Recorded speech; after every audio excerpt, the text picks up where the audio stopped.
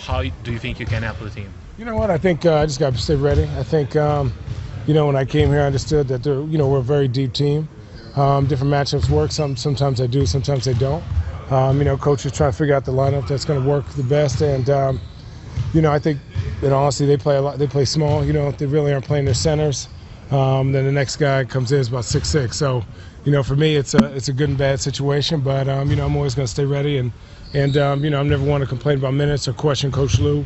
I'm here to help the team win, and if that's getting 5 minutes, and I'm going to have to bust my ass for 5 minutes. Is the lack of minutes why you're not having the impact that you had in the previous series? Yeah, I think so. And I think if you watch the film, you see when I step past half court, those guys are always an arm reach away from me. So, I think sometimes it's not about the stats, and I think a lot of people kind of dwell on that. And I think, the minutes I get in there, I try to do the best I can with what I got. And then, again, I just got to worry about that and not look at like, oh, why am I, it's not a pity party. I'm not like, oh, why am I not playing? I just got to say, hey, when I do get my minutes, I got to go out there and, do better and see if I can't get things rolling faster.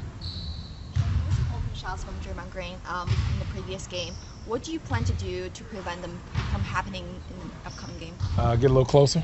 That's really about it. They got a lot of good shooters, and you just happen to get hot from three. I think you just need to get closer, contest a bunch of those, and give them credit. They made shots when they're open. We just got to play better, especially at home. You see so often in this league when teams will match small for small. Right. Is there a point though where you're playing to the other team's strength too much? No, I don't think so. I think I like I said, I like the depth on our team. I like the ability that we have to be versatile. I think we're doing a pretty good job of staying who we are. And I think, when people are like, well, Chang, you're not playing. But, yeah, I'm not playing behind Kevin Love and LeBron. So, and Tristan Thompson. So guys who have been here, done it. So, for me, I just, like I said, guys, stay ready. But I don't think we've changed anything about us. I just think we haven't played us. I don't think we've been as aggressive, been as physical as we need to be, especially on the defensive end. Ball movement hasn't been there like it had been in the first three series. Right. What's Golden State been doing to help stop that? They do a good job. Defensively, they're very good. They switch a lot of things to get in the passing lanes. Other than Bogut, they don't have a lot of shot blockers. So what they do is they keep you in front of them up front with their guard play. But, I think we need to get better at getting downhill and, creating opportunities. Oh, wait. Listen, they're asking me questions. This is my one shining moment, dog. Watching the film of the first two games, do you see more issues offensively that you guys are having or defensively at this point? It's like what came first, the chicken or the egg? I think for us, it's just overall, again, it's just a type of mentality we need to have, being more physical, getting out in pace, and that's, both offensively and defensively, making them uncomfortable.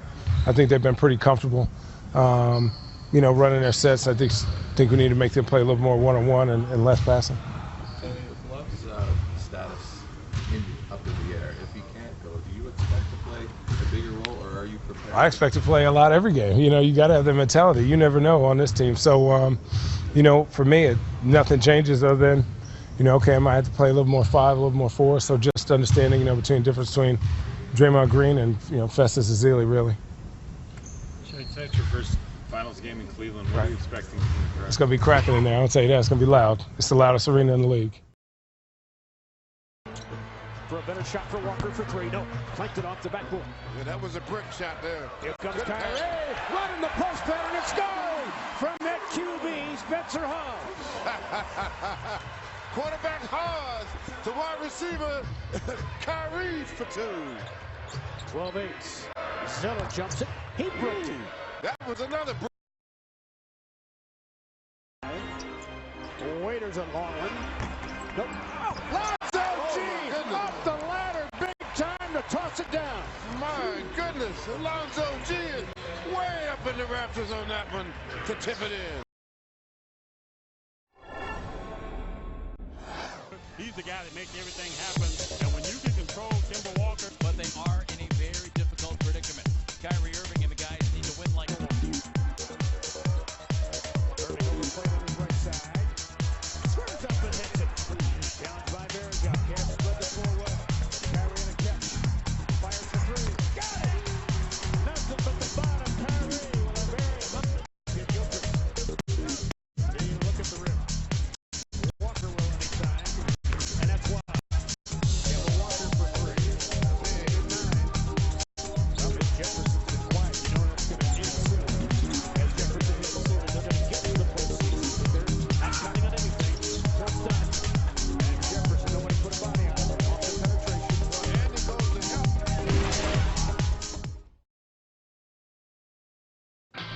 The Charlotte Bobcats are closing in on their second postseason appearance in their 10-year history. Meanwhile, the Cleveland Cavaliers' playoff hopes are fading, but they do have that man Kyrie Irving, and he had a big first quarter. This is Irving working on the perimeter, creates a little space for the baseline J that goes down layer. It's Jarrett Jack finding, Kyrie Irving